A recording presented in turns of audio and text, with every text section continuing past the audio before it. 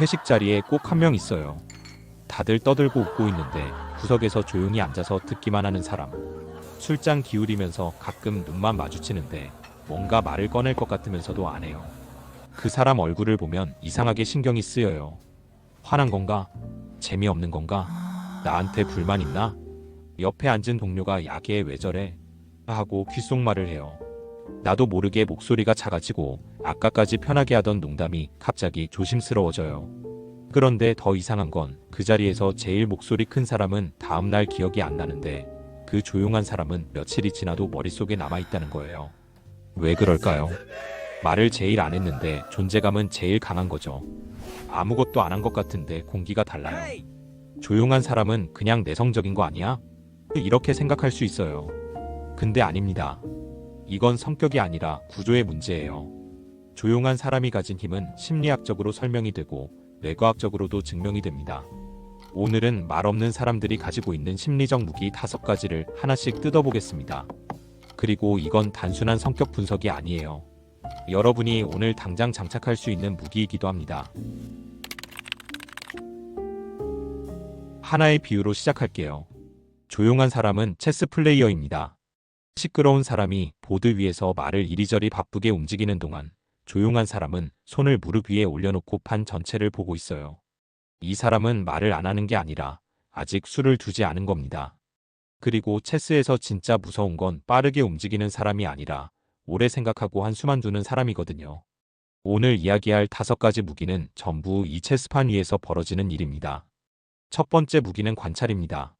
조용한 사람은 말을 안 하는 대신 보고 있어요. 대화에서 빠져 있는 것 같지만 실제로는 대화의 구조를 읽고 있는 거예요. 누가 누구 눈치를 보는지, 누가 억지로 웃고 있는지, 누구 말에 사람들이 진짜 반응하고 누구 말은 그냥 흘려듣는지. 이걸 심리학에서는 사회적 모니터링이라고 하는데 쉽게 말해 주변 사람들의 감정과 관계를 실시간으로 스캔하는 능력이에요. 대부분의 사람은 자기가 말하는 동안 이 능력이 꺼집니다. 내가 뭘 말할지, 상대가 어떻게 반응할지, 다음에 뭘 이어 말할지를 처리하느라 뇌가 바쁘거든요. 그런데 입을 다물고 있는 사람은 이 처리 자원이 전부 관찰 쪽으로 돌아가요. 2018년에 예일대 심리학과 고리처와 바그 연구팀이 1000명 이상을 대상으로 실험을 했어요. 사회적 상황에서 사람들이 어떻게 행동하는지 예측하는 테스트였는데요. 예를 들어 사람은 혼자 일할 때 더 열심히 할까, 그룹에서 더 열심히 할까, 분노를 인형에 쏟아내면 진짜 화가 풀릴까 이런 질문들이었어요.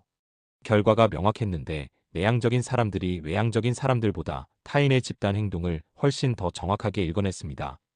연구팀은 이렇게 설명했어요. 내향적인 사람들은 다른 사람과 어울리느라 바쁜 사람들보다 인간의 본성을 관찰하는데 더 많은 시간을 쓰는 것 같다. 이게 무슨 뜻이냐면요. 조용히 앉아있던 그 시간이 낭비가 아니라 사람을 읽는 훈련이 되고 있었다는 거예요. 조용한 사람은 이걸 의식적으로 하는 게 아니에요.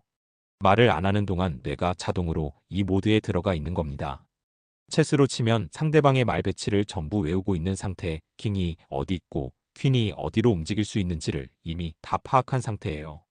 두 번째 무기는 정보 비대칭입니다. 이건 진짜 무서운 건데요. 우리가 대화를 하면 자기도 모르게 엄청난 양의 정보를 흘려요. 요즘 좀 힘들어라는 한마디에 현재 감정 상태, 스트레스 원인, 약점이 전부 담겨 있거든요. 말을 많이 하는 사람은 자기 생각, 감정, 계획, 불안, 욕망을 대화 중에 전부 테이블 위에 펼쳐놓는 거예요. 그런데 조용한 사람은 듣기만 했으니까 상대방 정보는 다 가지고 있는데 자기 정보는 하나도 안 준 상태가 됩니다. 이걸 경제학에서는 정보 비대칭이라고 해요. 한쪽이 정보를 더 많이 가지고 있으면 그 사람이 협상에서 무조건 유리해지는 구조입니다. 여러분 주변에 이런 사람 있지 않나요? 나는 그 사람한테 별의별 이야기를 다 했는데 돌이켜보면 그 사람에 대해서는 아는 게 거의 없는 사람. 뭘 좋아하는지, 뭘 싫어하는지, 요즘 무슨 고민이 있는지 하나도 모르겠는 사람. 불편한 건 아닌데 뭔가 안개 속에 있는 느낌. 그게 바로 정보 비대칭이 만들어진 상태예요. 체스판에서 내 말은 전부 보이는데 상대방 말은 안개에 가려서 안 보이는 거랑 같습니다. 이러면 어떤 수를 둬야 할지 감을 잡을 수가 없어요. 그리고 감을 못 잡는 쪽이 항상 먼저 실수합니다. 그런데 여기서 대부분의 사람들이 놓치는 지점이 있어요. 조용한 사람이 무서운 건 단순히 정보를 감추기 때문이 아닙니다. 세 번째 무기 때문이에요. 세 번째 무기는 해석 공백입니다. 사람의 뇌는 빈칸을 못 참아요. 이건 생존 본능이에요. 원시 시대에 풀숲에서 소리가 나면 뭐지? 하고 즉시 해석을 시작해야 살아남았거든요.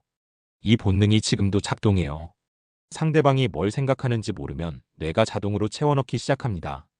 그리고 여기서 핵심인데, 뇌가 빈칸을 채울 때는 거의 항상 과대평가 쪽으로 채워요. 저 사람이 가만히 있는 건 다 알고 있기 때문일 거야. 아무 말도 안 하는 건 속으로 나를 판단하고 있는 거겠지. 웃지도 않는 걸 보니 뭔가 불만이 있는 거 아닌가. 실제로는 그냥 피곤해서 조용한 건데, 주변 사람들은 혼자서 의미를 부여하고 혼자서 긴장하고 혼자서 경계하기 시작하는 거죠. 2021년에 MIT 슬론의 커런 교수 연구팀이 저널 오브 어플라이드 사이콜로지에 발표한 협상 실험이 있어요. 참가자들을 2명씩 짝지어서 채용 조건 협상 시뮬레이션을 시켰는데요.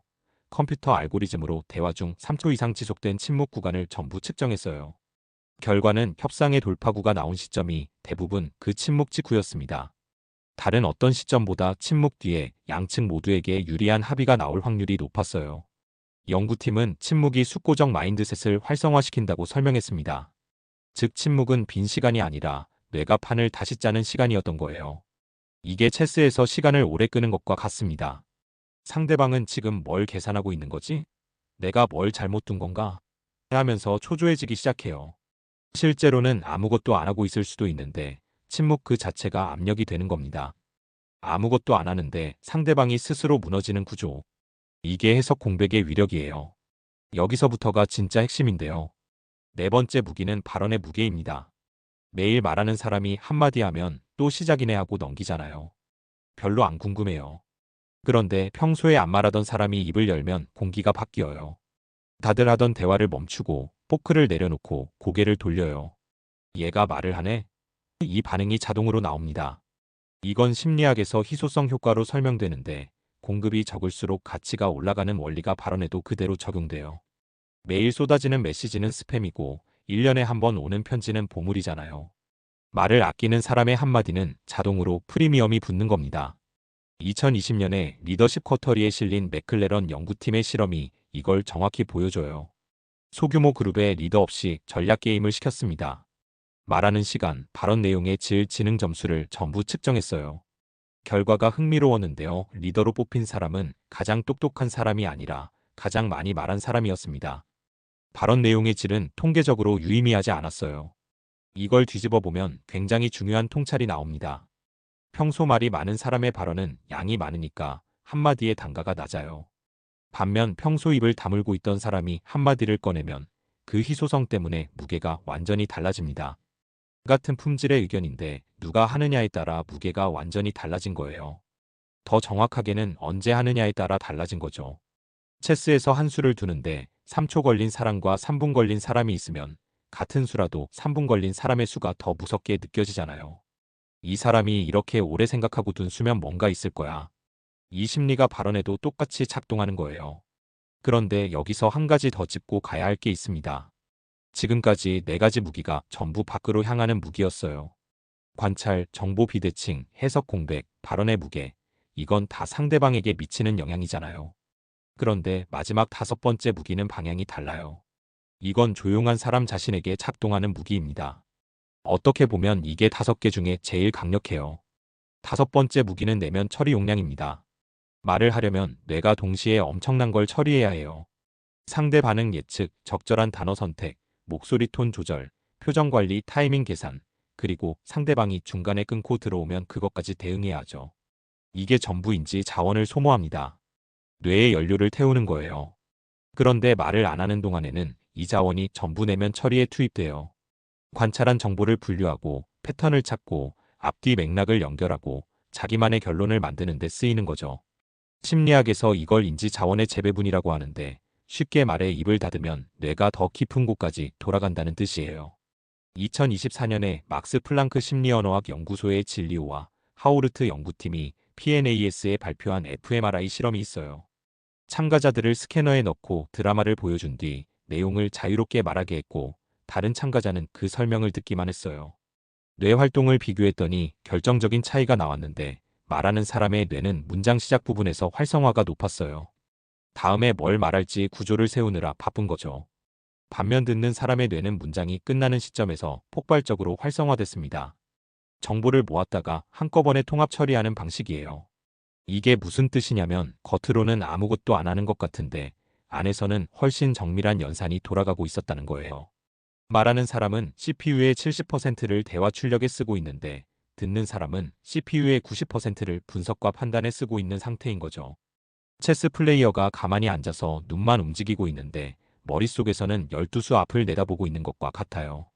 밖에서는 정지 상태인데 안에서는 가장 격렬하게 움직이고 있는 사람. 이게 조용한 사람의 마지막 무기입니다. 자, 이제 5가지 무기를 다 봤으니까 중요한 질문이 남았어요. 나는 원래 말이 많은 사람인데 이걸 어떻게 쓰죠? 이렇게 생각할 수 있거든요. 근데 이건 성격을 바꾸라는 이야기가 아닙니다. 체스 플레이어의 전략을 배우라는 이야기예요. 체스를 둘 줄 모르는 사람도 몇 가지 원칙만 익히면 아마추어 수준은 금방 넘거든요. 지금부터 말하는 4가지 단계도 마찬가지예요. 하나씩 쌓으면 됩니다. 첫 번째 단계는 관찰 모드 스위치입니다. 대화 중에 내가 말하고 싶은 순간이 올 때 바로 입을 열지 말고 3초만 참아보세요. 그 3초 동안 상대방 표정을 읽는 겁니다. 눈을 보세요. 입꼬리를 보세요. 지금 이 사람이 진심으로 말하고 있는지 아니면 사회적으로 적절한 반응을 연기하고 있는지 그것 하나만 판별하는 연습이에요.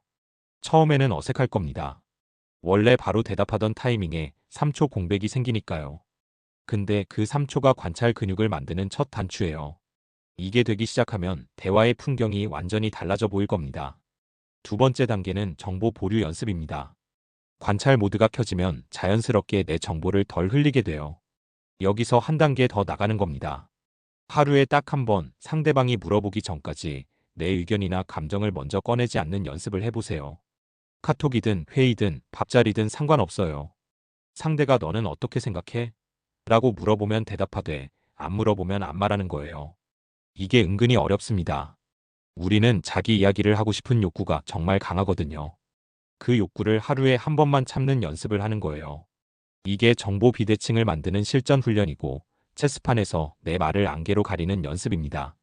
세 번째 단계는 발언 타이밍 설계입니다. 관찰하고 정보를 모았으면 이제 언제 한마디를 던질지를 고르는 단계예요.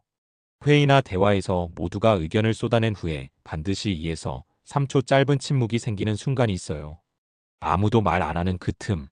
바로 거기에 한마디를 넣으세요. 제 생각에는요가 아니라 결론부터 말하는 거예요. 그러면 이렇게 가면 되지 않나요? 같은 말이라도 이 타이밍에 이 형식으로 하면 무게가 섭에는 올라갑니다. 체스에서 상대가 자기 수를 다 쓰고 지쳐있을 때 아껴둔 한 수를 놓는 거예요. 이 한 수가 게임을 뒤집는 수가 됩니다. 마지막 4번째 단계는 침묵의 체질화입니다.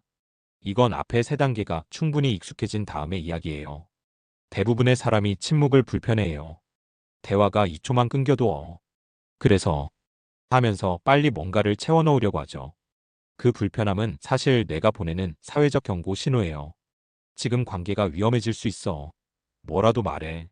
하는 신호인 건데 이 신호를 무시하는 연습을 하는 겁니다. 침묵이 3초 이상 지속될 때 채우지 않고 버텨보세요. 상대방이 먼저 말을 시작할 겁니다. 그리고 그 순간 여러분이 대화의 주도권을 쥐게 돼요. 이걸 반복하다 보면 침묵이 불편한 공백이 아니라 내가 판을 읽는 시간이라는 걸 몸이 알게 됩니다. 그때부터 조용함이 성격이 아니라 전략이 돼요. 체스판 앞에 앉아서 여유롭게 상대를 바라보는 플레이어가 되는 겁니다. 정리하면요. 관찰 모드를 켜서 정보를 읽고 내 정보는 보류해서 비대칭을 만들고 타이밍을 골라서 한마디의 무게를 극대화하고 최종적으로 침묵 자체를 전략으로 체질화하는 거예요. 이 4단계가 쌓이면 여러분은 말을 많이 하지 않아도 어떤 자리에서든 존재감이 가장 강한 사람이 됩니다. 오늘 이야기를 체스로 시작했는데요. 체스에서 가장 강력한 수는 퀸을 화려하게 움직이는 게 아닙니다. 상대방이 내 다음 수를 예측하지 못하게 만드는 거예요. 수를 아끼고 판을 읽고 타이밍을 기다렸다가 한 방에 끝내는 사람. 조용한 사람이 무서운 이유가 정확히 이겁니다. 다음 수가 안 보이는 사람이 가장 강한 사람이에요. 여러분의 침묵이 어색한 빈자리가 아니라 가장 강력한 한 수가 되길 바랍니다. 오늘 영상에서 5가지 무기 중에 어떤 게 제일 와닿았는지 댓글로 알려주세요. 그리고 주변에 조용한데 뭔가 있어 보이는 사람이 떠오르셨다면 그 사람한테 이 영상 공유해주세요. 아직 구독 안 하신 분들은 구독과 알림 설정까지 부탁드립니다. 다음 영상에서 뵐게요.